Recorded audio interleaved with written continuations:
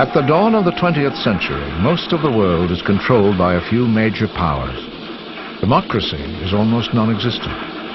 Only a handful of countries are truly ruled by the people.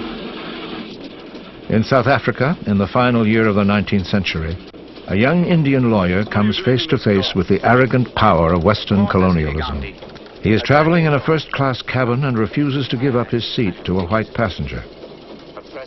He is beaten and thrown off the train.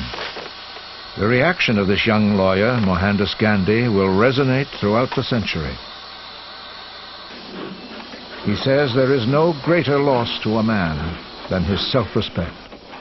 His reaction ignites a spark that will lead to the downfall of the world's most powerful empire.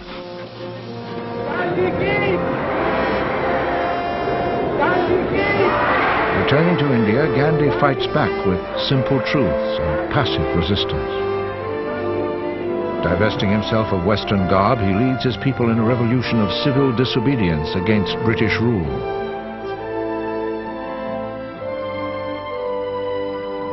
In the years that follow, these same weapons will be used by Dr. Martin Luther King Jr. and Rosa Parks in the battle for civil rights in the American South, by Nelson Mandela in South Africa, Lech Walesa in Poland, Father Oscar Romero in Latin America, and by a young and innocent child, Anne Frank, in the Netherlands, and by Aung San Suu Kyi in Burma.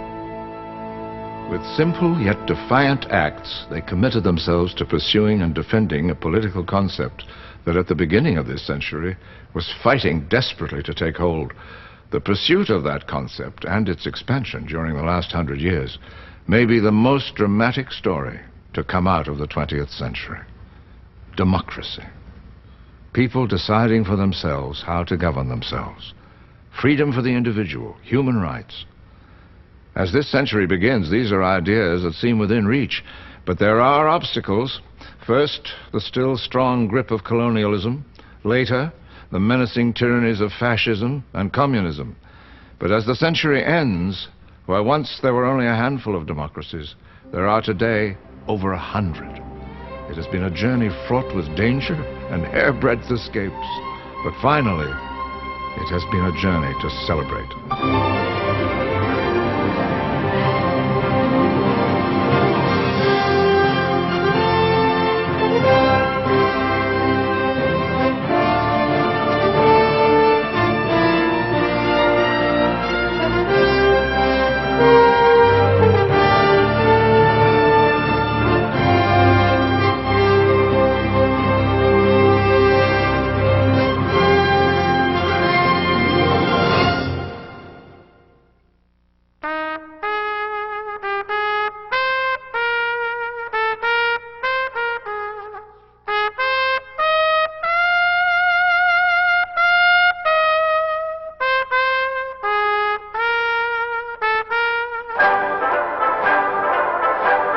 December 31st, 1899.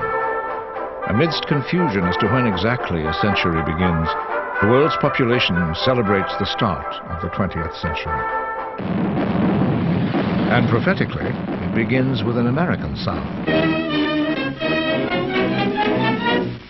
At the Paris Exposition, the American band leader, John Philip Sousa, captivates the fairgoers. The music of the Stars and Stripes and the new sounds of American ragtime resound across the banks of the Seine and the boulevards of Paris. The fair celebrates the great achievements of the last 50 years, the Atlantic Cable, the Suez Canal, railroads, and electricity. By showing over 40 million visitors more man-made light than has ever been seen before in one place, the French are boldly stating that the past is simply a prologue for momentous innovations ahead.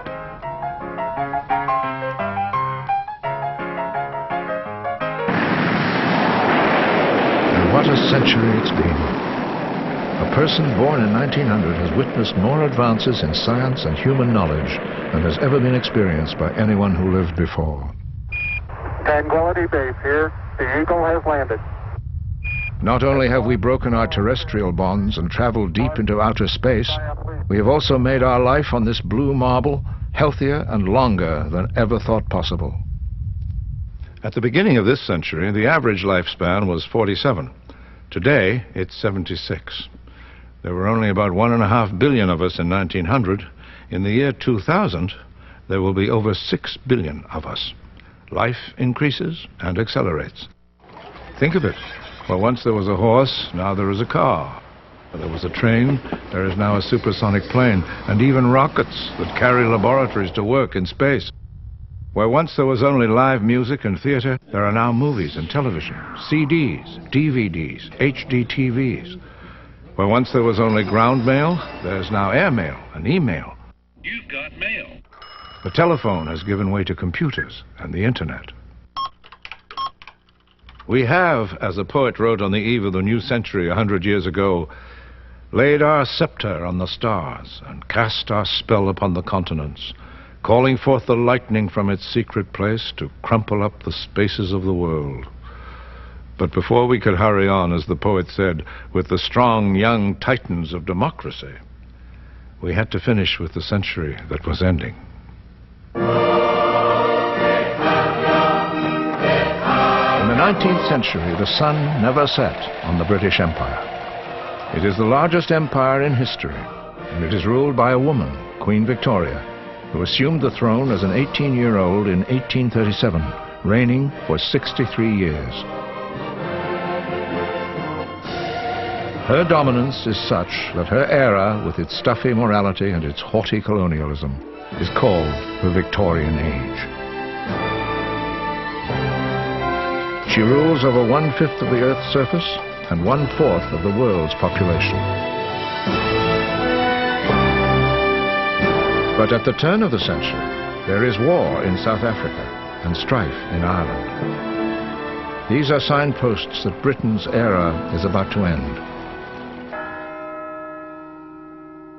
Then Victoria dies on January the 22nd, 1901. The widow of Prince Albert of Saxe-Coburg, a German royal house, the mother of 9 children, Victoria dies at the age of 81. She gives way to her son, King Edward VII.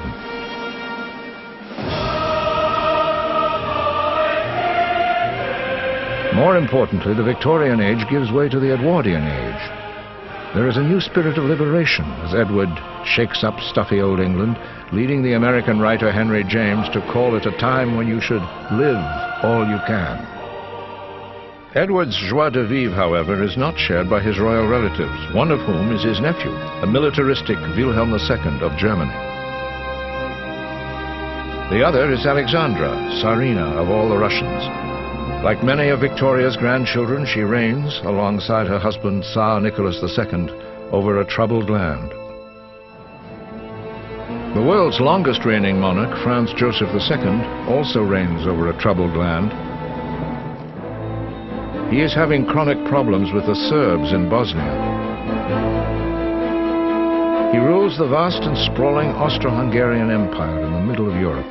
Constant fighting between the Muslims and Catholics in the Balkans threatens Franz Joseph, as do the claims of the Ottoman or Turkish Empire. In 1905, however, it is in Russia where the reigning monarchs will be most immediately threatened. On Sunday, January the 9th, 200,000 locked-out workers in St. Petersburg petition the Tsar, whom they affectionately call their little father. The Tsar, who says he never wanted to rule this backward and multinational empire, turns his back on the workers. Instead, he orders his troops to fire on them. Hundreds are killed. It is on this day, Bloody Sunday, that public opinion turns against the Tsar. It is the beginning of the end for the Russian monarchy.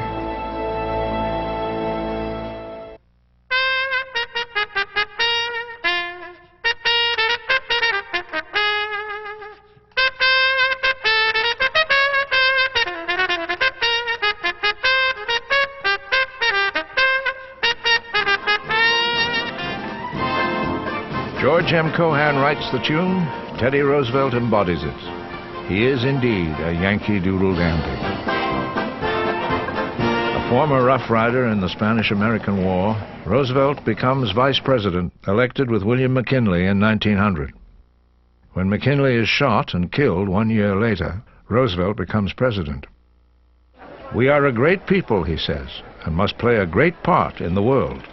All we can decide is whether we shall play it well or ill." He chooses to carry a big stick, professing to talk softly. "Don't flinch, don't fall, and hit the line hard." He sends the Great White Fleet, 16 battleships, around the world. Roosevelt's armada establishes his country as a world power. In 1903, he encourages a revolution in Panama and gains the right to build a canal there. It is one of the most formidable engineering feats in history, taking 10 years to build. Roosevelt says he is only doing Uncle Sam's great work. An environmentalist and a big game hunter, Teddy Roosevelt is, as one writer puts it, always steamed up and ready for anything. On the human side, he's most remembered for sparing the life of a young bear cub. That event in 1902 leads to the creation of the teddy bear. Wood struts, wire, cotton cloth, a homemade engine, and the ingenuity of 2 American tinkerers and inventors produce in 1903 the first controlled flight in a heavier-than-air craft. Wilbur and Orville Wright, partners in their father's bicycle shop in Dayton, Ohio, spent 3 years designing and building an airplane. They planned to take it to the village of Kitty Hawk on the Outer Banks of North Carolina. Their study of the air currents there indicate that they are conducive to getting their new plane off the ground. Wilbur is the first to take the controls. Orville follows. One newspaper reports a flight of 3 miles, but in reality the plane stays in the air for 12 seconds, traveling 120 feet. At first, many doubt the reports of the brothers' success. Others doubt they can repeat their flight. So Wilbur takes their show on the road to Paris, France. There, in full view of a film camera and invited guests, he once more soars into the wild blue yonder. The century is just beginning, and man has already begun his conquest of the skies.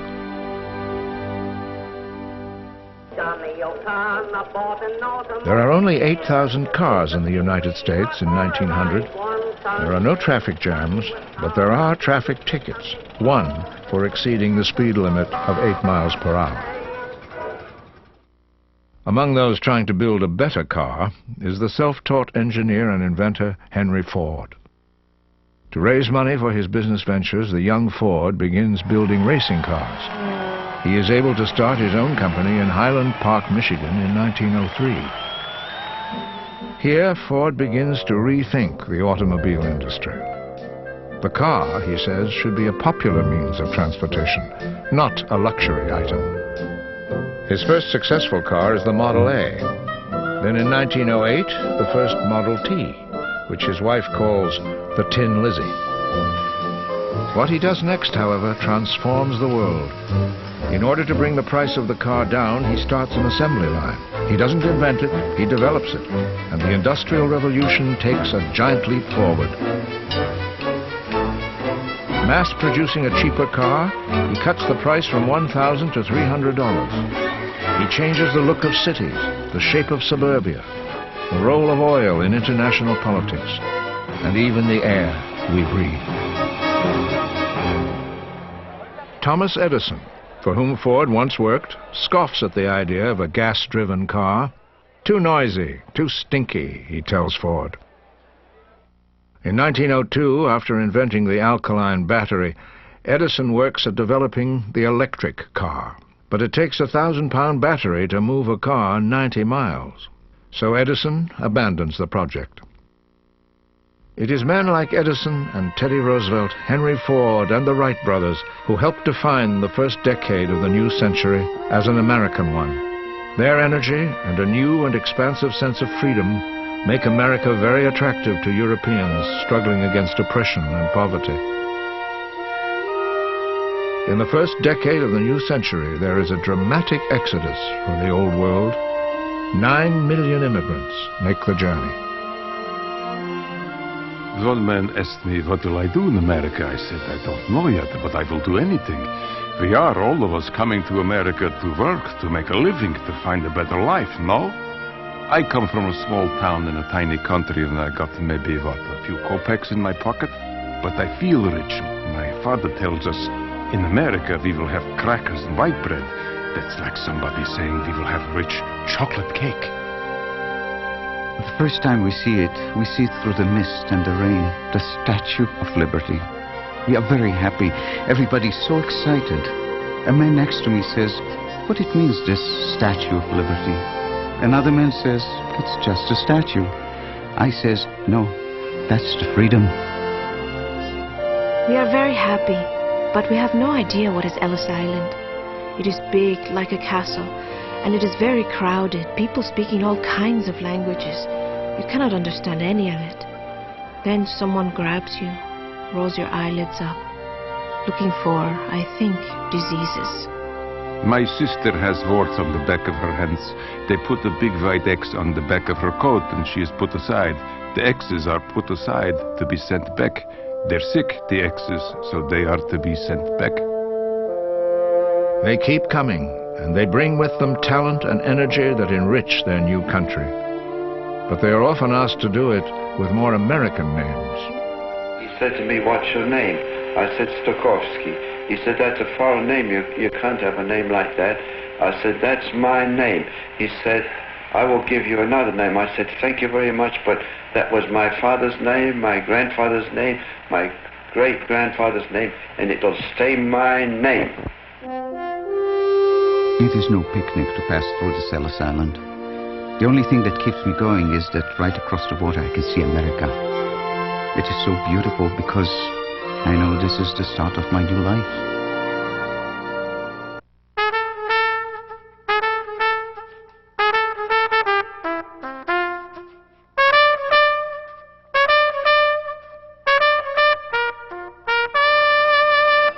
London, Boston, Paris, Athens, and Berlin have them first, but what will become the world's largest subway system opens in New York City in 1904.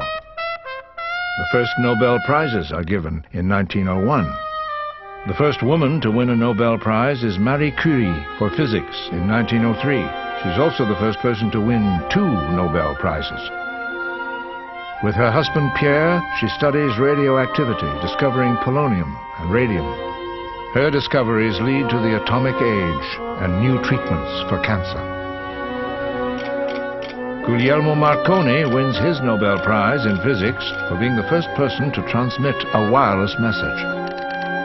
In 1901, he sends the single letter S across the Atlantic from England to Newfoundland. No cables, wires, nothing, just through the air. Marconi's accomplishment opens the door for the development of radio and television. The first decade of the new century produces iconoclastic personalities and revolutionary advances in science and medicine, like Max Planck with quantum mechanics. There's Paul Ehrlich. His compound 606 produces a cure for syphilis. And William Gorgas, whose work in Cuba and Panama helps eliminate yellow fever and malaria. And George Washington Carver, whose research leads to the American South's planting of peanuts instead of cotton. It is Dr. Carver, by the way, who also devises a peanut butter. A less sensational discovery, perhaps, but one still very important to our daily lives. Like the zipper, introduced and popularized in Sweden in 1905. And the brassiere, which is separated from the corset for the first time in 1900. As early as 1901, King Camp Gillette, an American, introduced a razor that used replaceable blades, and they were double-edged. The vacuum cleaner was first patented by H.L. Booth, a plumber from New Jersey, in 1901. Cellophane was invented by accident by a textile specialist in 1908. Plastic begins with this product, Bakelite, in 1909, invented by Leo Baekeland. Eastman Kodak introduces a camera for everybody in 1900. Crayolas appear in 1903, the year after Barnum brings a menagerie to the kitchen table. Soon thereafter, toys appear in Cracker Jacks, and the New York World prints this very first crossword puzzle. Hamburger, ground beef, started in Hamburg, Germany, but the hamburger sandwich started in America. Frank Menchie's introduces the hamburger sandwich at the St. Louis World's Fair in 1904. He also introduces the ice cream cone at the same fair that same year.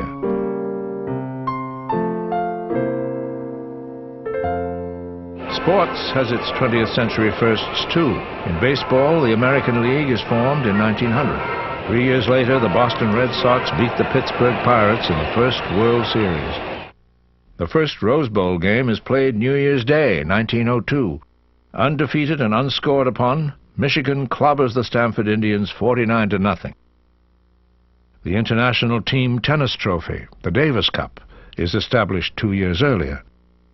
It's conceived by American Dwight Davis, who helps his teammates capture the first cup. The Indianapolis 500 is run for the first time in 1911. The winning time is almost 75 miles an hour in a car driven by Ray Haroon. Jack Johnson becomes the first black heavyweight champion of the world in 1908 when he knocks out Tommy Burns. When he defeats Jim Jeffries, a great white hope, in Reno, Nevada 2 years later, race riots break out across the country. Johnson, called one of the most hated men alive, is finally beaten in 1915, but he has put the black man front and center in American sports. In 1903, the public flocks to storefront movie houses to see the first full-length narrative film, The Great Train Robbery. And at the end of the film, the first close-up in movie history. The silent movie industry in America is stepping up its pace, mostly in New York. One of the early favorites, Mack Sennett's One-Reelers, featuring the Keystone Cops.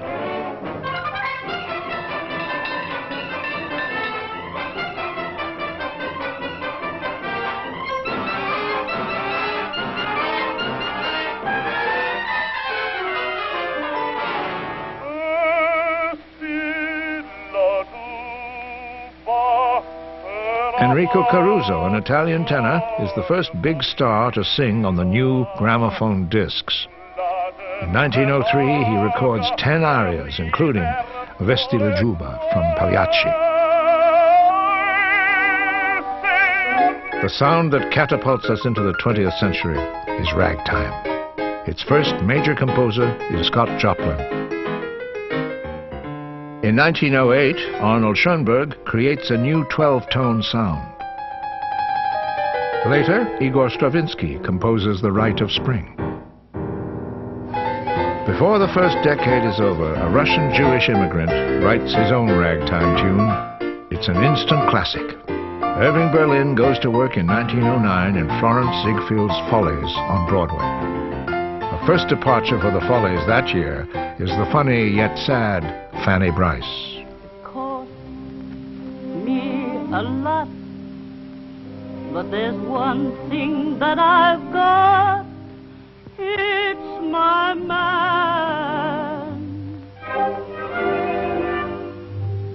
Sarah Bernhardt, the divine Sarah, famous around the world for her portrayals of Camille and Tosca, turns to playing Hamlet at the 1900 World's Fair in Paris, a daring feminist act. She plays it, critics say, like a tiger.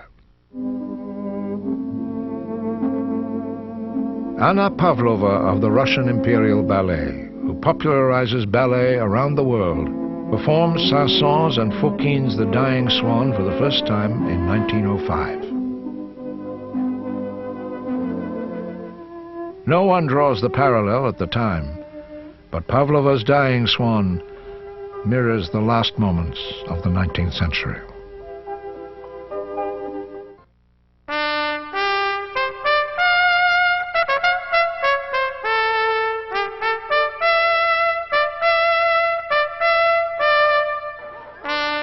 As the 20th century begins, the race for the poles is on. It starts in the north, where brave adventurers scramble to be the first to reach the top of the world. The American Robert Peary, with 4 Eskimos and Matthew Henson, claimed that prize in 1909. There's some debate whether Peary actually reached the North Pole, or, in fact, if one of his rivals, Frederick Cook, did. However, even the most cynical of critics concedes that Peary got very close, within 1 degree of the actual pole. Roald Amundsen, a Norwegian, had tried to reach the North Pole first, but failed. With Peary's apparent achievement, Amundsen and others now look to the South Pole. Amundsen is haunted by the frozen wastes of the Antarctic. He begins his meticulously planned race to the South Pole in 1910. His principal challenger, Robert Falcon Scott, a captain in the British Navy. Scott's unusual plans include making his final assault on the pole with only motorized and man-hauled sledges. He will use dogs only for the approach to the final plateau. Scott documents his odyssey by keeping a journal so that his family can later relive what he believes will be a victorious adventure. He also takes along a cameraman, Herbert Ponting, for part of the journey. He records on stills and film the mission's successful establishment of a base camp at McMurdo Sound in January 1911. Scott begins his attack on the pole in October, 9 months later.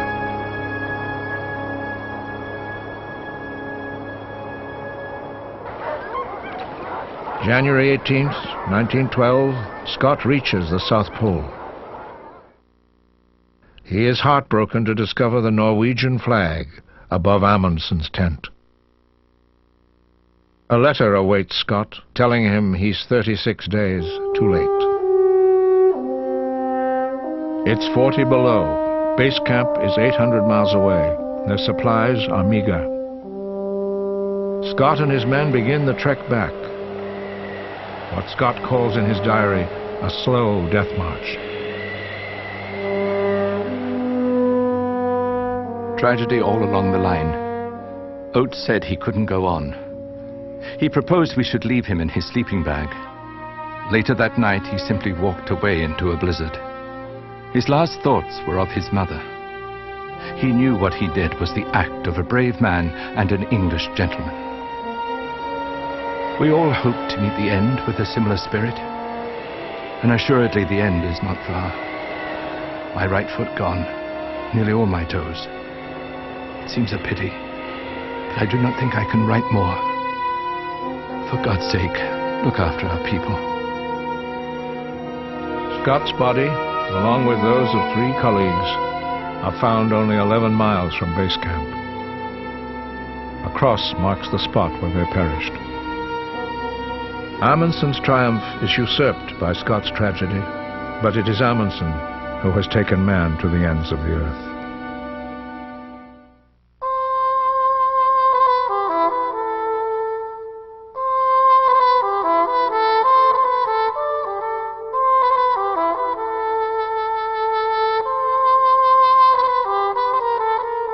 Three things happen in the first decade of this century that change the way we look at ourselves, the world, and the universe. In 1901, Pablo Picasso comes to Paris as a 19-year-old. 6 years later, he paints this picture and creates a revolution of the eye.